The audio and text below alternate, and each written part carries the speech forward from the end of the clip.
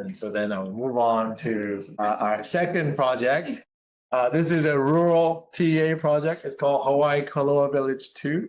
For those of you who have looked into EB-5, you may know the difference between urban TA, which was the Chelsea project, and rural project, which is this project. And there's some immigration advantages potentially to rural projects for Vietnamese investors, namely being that you get faster processing times. It's at least still to now shown that your I-526E applications will be processed quicker under the rural program. And so that's why I think people are showing some interest and preference for rural projects. I think there is some view that maybe rural projects are a bit more financially risky than urban TA projects. And so we try to make sure that on the financial side that we pick projects that are very, very financially sound. And in locations which are considered to be rural for USCIS purposes, but are not really rural, like it's not in the middle of nowhere. It's actually a very mature market. Okay, so a quick summary of our rural project. It's in the island of Kauai, which is one of the 4 large islands in the Hawaii island chain. It's in the town called Koloa. It is the development of 100 essentially condominium units, low rise, as opposed to like New York Tower. It's just basically 2-story condominium units being built. I don't want to waste too much time because I'm going to go over many of these things already, but in essence, it's I think most of the things are going to go on different slides, but I'll just quickly move on to what really the project is and the location. So this is the island of Kauai. It's a very beautiful island. This is the south part is where you find all the big luxury resorts along this coastline here where there's some really nice beaches. And then on the north as well, there's some nice developments, homes actually, and the hotels up on the north side, which is also a very beautiful part of the island. And Koloa is right here, which is basically, it looks like big, but it's actually a 5-minute drive. It only takes 5 minutes to go from here to the beach. Okay, and Hawaii has various industries, but tourism is probably one of the main ones, as you may know. And it's a very, very mature market for tourism. Okay, so it has over many, many decades shown it has a very consistent amount of tourism, both from the rest of the world, but also from the US. And also it has a very, very sort of mature economy because of it. The development itself is actually a second phase. We got a Hawaii Koloa Village 2 because we did another first one, which is our Hawaii Koloa Village. And the whole development is really comprised of 3 elements. First being a 4,600 square meter retail space. Second being a 60-unit condominium development right next to the retail space. And then lastly, 164 units, which is adjacent. And so actually the retail space, the 4,600 square meter development is already finished. It's already leased out and vendors are already in there. So 100% leased out. These are all the vendors that are in the development. This is the 60 condominium units that we built next to it. I'll show you some pictures of that later. And then this is South Koloa Town, which is adjacent or right next to the development. I'll show you a better picture of that. These are what the units will look like. The idea is to be affordable, and that's what they're aiming for. That's their market. Okay. And so, as I mentioned, the first EB-5 raise was for the 50 or 4,800 square meter retail space that's been finished, 100% finished. The 60 condominium units, which are currently being built and sold and closed, I should say, they're already 100% sold. And so the demand for these units is actually very, very high because they're aimed at local buyers, people who live and work in the island of Kauai who need housing, and it's huge. And so these units, when they came on the market, they sold within a week. So that's a very strong demand for what will be part the ongoing development of the South Koloa Town, the 164 units. Over 64 is being built by the part of the first phase, and then the current phase now, which is the 100 units. They finished these units. And then the South Koloa Town will start in the fall of 2026, and the 100 units will be fully complete by January 2029. Okay, and just so you understand where these are all located, this is the retail space, this is the 60 condominium units, this is the 64 as all part of the first phase, and then this is the 100 units.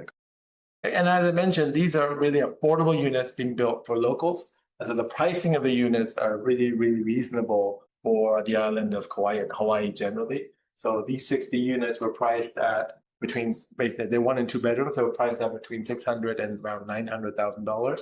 The same is going to be the case for South Koloa town. For the 1 and 2 bedrooms, it's going to be between 550 and 1 million. Same over there, 580 and 1 million. And then South Koloa town has a few, not many, 90% of the units are actually priced between $600 and $1 million. Because for us, this is a very important thing to understand for investors. What is the driver for the success of this project? And it's really around the demand for affordable housing on the island of Kauai, and that this product is specifically aimed at meeting that demand. We have a list of over 200 people who are interested in buying these South Koloa towns. This is the commercial space, the retail space. This is the 60 condominium units that are being built right there. And these are the more finished units. And so as of May of this year, they've actually delivered 22 units. They've sold all 60, but they've delivered 20 and closed on them. And as you can see, of the 60 units that were sold, 72 are local buyers, 85 are by people who are going to actually use them themselves, and the remaining 50 are investors who rent the property out to locals on the island. This is another project where construction is going well. It's on schedule, which is what we like, and more importantly, it's on budget, which is great.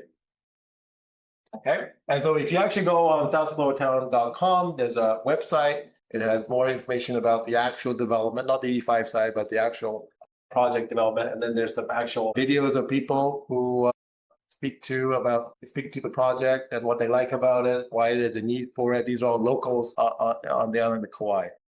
And so pricing, why is that? I focus on pricing, why is that important? There's a huge shortage on the island of Kauai. It was noted like maybe that in 2025, there'd be a shortage of close to 50,000 housing units on the island of Kauai.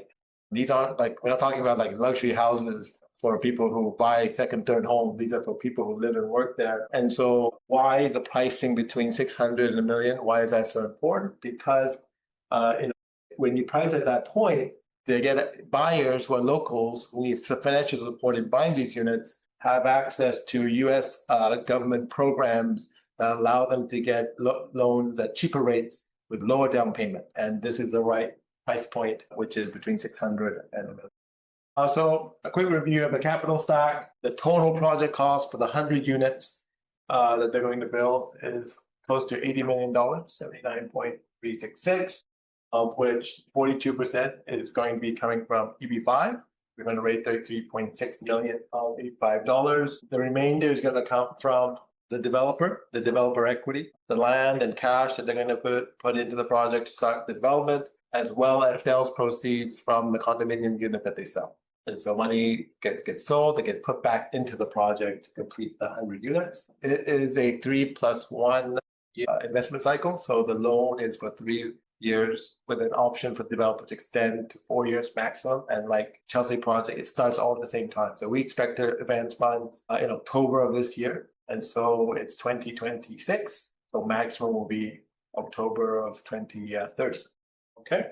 Like the Chelsea project and most EB-5 projects, there's a small 0.25% return for investors per year. And then a really important thing is we are the only lender to the project, meaning we are the senior lender. And so we get a mortgage over the 100 units. We are the first position. So that is really the safest position from a financial perspective to be in. So that's a very good fact for investors. Okay. Job creation. This one is we expect to get 42 investors for 33.6 million. Means we need 420 jobs. We got an economist report, just like in Chelsea, where this project will create 587 jobs. And so that's a 1.4x cushion. We don't like to go any lower than 1.4. And so this is where we cut off the, these are all construction jobs. And so once you build the homes, you construct, the jobs are created. It doesn't rely on future revenue generation or future operations, anything like that. You create the jobs by constructing the homes. That's okay. Exit strategy. So what is the plan? This is directly from home sales. This project has shown that it can sell the units at a high demand for the units. And so we're very comfortable that they'll sell the 100 units. On a total cash flow perspective, they'll have surplus cash flow of $51.8 million to repay the 33.6. And these sales prices are based on real sales prices that they received on the 60 units. So these aren't just projections they make up. These are actually from real sales prices that they got on the 60 units, which is actually probably lower than they'll achieve on the other one because these are being purchased later and developed later. So usually prices are higher, 5-10% higher. But this is actually based on the prices they received for the 60 units that they've already sold. Okay. A little bit about the developer, Mike Serper. I know him. I speak to him quite regularly. One really important thing about the island of Hawaii generally is that you have to be your project has to be supported by the local community. And with Mike, he lives on the island of Kauai. He lives very close by to the Koloa village. He's a local there. He's been living in Hawaii for over 10 years now, and on the island of Kauai. And one thing he does very, very well is get local support and government support for his projects. And they're all on board for the development because it's really aimed at a real crucial need on the island for affordable housing. So that's super, super important on them in Hawaii. And Mike's been very, very successful. Actually, other people hire him just to help them with getting their projects approved because he's been so good at getting great relationships with everybody. And his wealth of experience actually comes from working on large home developments in California. Both California and Hawaii are two of the most difficult places in the US to actually do development, but he's been very successful at it. And he has a lot of experience in doing these types of homes and developing these homes. Okay. And so really two things I like to really stress about the Hawaii project is one, it's a rural project, obviously. It has some benefits. And I know Vietnamese investors have been looking for rural projects. I think what's important to note is that not all rural projects are the same. We like to pick rural projects in locations that aren't really rural, that have a strong history and a track record of being a location where it's mature. If you're relying on tourism, it's a mature tourist destination, that it will have a long track record. So you know that over the long run, it is a good destination where you do development. That's to us very, very important. And so I think from a location perspective, you can't really go wrong in Hawaii for what is affordable housing. And secondly, this is not a brand new project that's waiting to be developed. This is just a continuation of an existing successful project where they've developed the retail space, they've successfully built and sold the 60 condominiums already, and now they're moving to the last phase of the development. And so the first EB-5 raise was very successful. It's been approved by USCIS. Now we're just doing the second part, the final raise, to finish out the remaining 100 units. And so for us, that's a good position to be in. It's a known product, a known development. And so we got the first one approved by USCIS, so we don't have any issues, won't have any issues on the second one. And it has a track record. It's shown that this business model has been shown to be successful. They were able to quickly sell out the 60 units based on the pricing that they picked, the type of product that they're developing. And so for us, we think this is one where the financial side has been significantly de-risked. As I mentioned before, it's the safest position. We're the only lender. So we'll get a mortgage. We control all the proceeds. It all comes into a segregated account. We control it.